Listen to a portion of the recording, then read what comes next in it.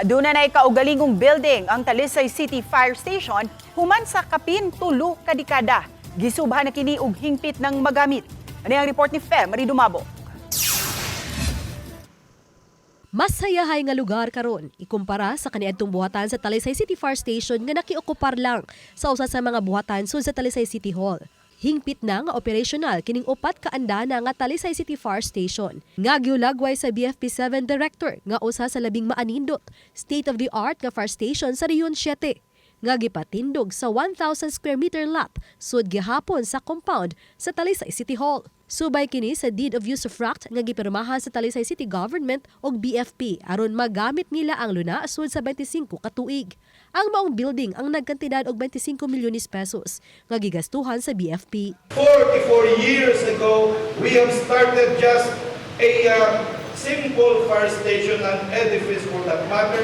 Now, 44 years after, we are now dwelling in this one of the best and beautiful fire stations in the entire region of Region 7. First of all is to create substations para sa mga areas na wala pa. Mao na nakakreate sa Tabunok para sa commercial district diha, sa business district.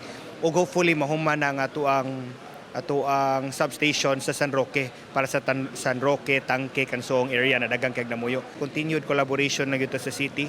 Nagtinabangay man gyud mi as far as mga disasters that might happen in the city, especially karon sa fire prevention month ug nahitabo na mga sunog sa mga other areas. Importante ang info dissemination karong panahon na.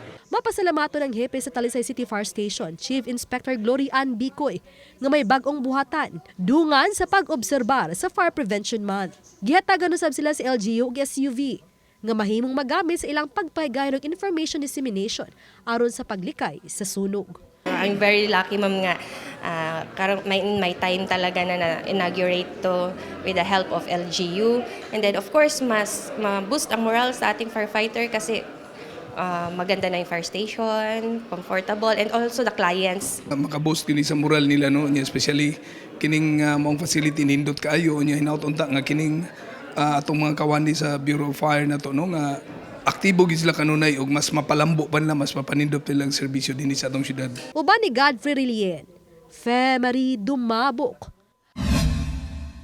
Balitang Bisdak.